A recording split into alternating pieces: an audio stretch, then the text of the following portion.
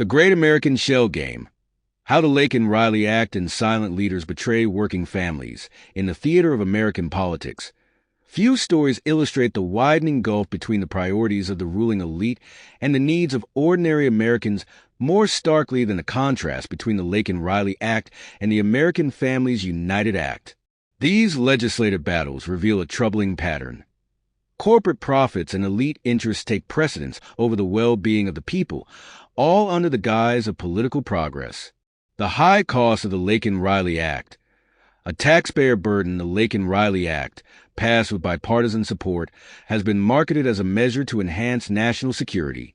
However, a closer examination paints a different picture.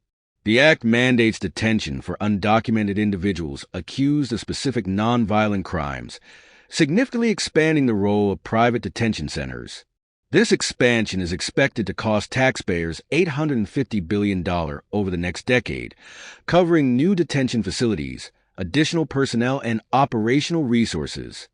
Meanwhile, private prison corporations, such as GEO Group and CoreCivic, are reaping enormous financial gains. Their stock prices have soared, GEO Group by 74% and CoreCivic by 55%, since the Act's passage, revealing the Act as a financial windfall for these companies at public expense. The Laken Riley Act exemplifies how policy can be weaponized for profit, prioritizing corporate greed over justice and fiscal responsibility. The forgotten promise of the American Families United Act in sharp contrast. The American Families United Act, which seeks to preserve family unity by offering discretionary relief for mixed-status families, has languished in Congress. This vital legislation addresses the growing humanitarian crisis caused by family separations, proposing long-term solutions to keep families together. Unlike the Laken Riley Act, which found quick traction in Congress, the American Families United Act has faced near-total neglect. Despite its potential to generate $1.5 trillion in economic benefits through increased stability and workforce participation, the bill has been stalled for years. Advocates point to the lack of political will as a glaring failure of leadership, particularly among those who champion themselves as defenders of immigrants and working families. A shell game played by the elite. The stark difference in how these two legislative efforts have been treated is not coincidental. It reflects a broader pattern of political gamesmanship. This shell game pits the interests of working families against a top-heavy system that rewards the elite. Key players in this game include Democratic stalwarts like Rep. Larsen and Rep. Jayapal, and even so-called progressive figures like Rep. Alexandria Ocasio-Cortez. Rep. Larsen voted in favor of the Laken Riley Act, aligning with private prison interests despite claims to champion progressive values.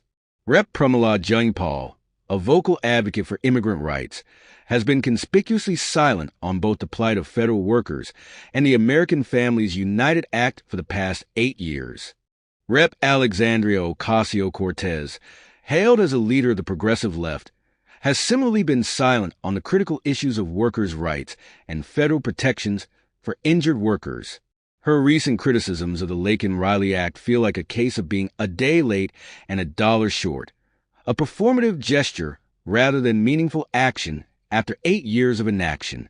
Similarly, figures like Dr. Jill Stein of the Green Party and Seattle socialist Kshama Sawant, who have built their platforms on promises of systemic change, have failed to address the erosion of workers' rights or fight for a National Workers' Compensation Commission. This bipartisan failure highlights a troubling reality. Both major parties and third-party figures are complicit in perpetuating a top-down system that prioritizes corporate profits and elite interests over meaningful reform. A class war disguised as bipartisanship at its core, this isn't just about policy, it's about power. The Laken Riley Act, with its staggering costs, profits the elite while ordinary taxpayers foot the bill. Meanwhile, the American Families United Act, with its potential to empower millions of American families, remains sidelined. This dynamic is emblematic of a broader top versus bottom class, war disguised as bipartisan cooperation.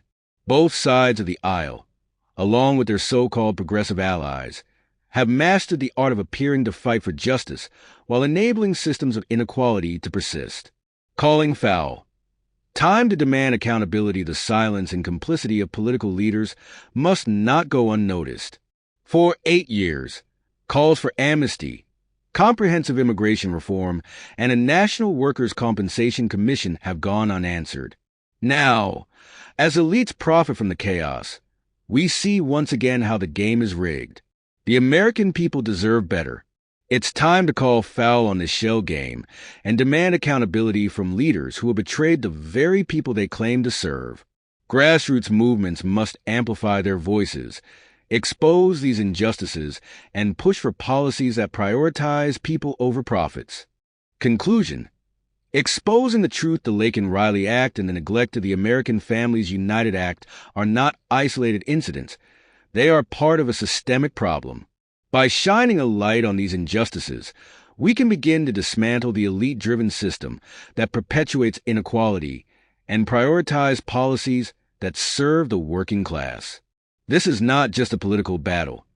It's a fight for the soul of the nation.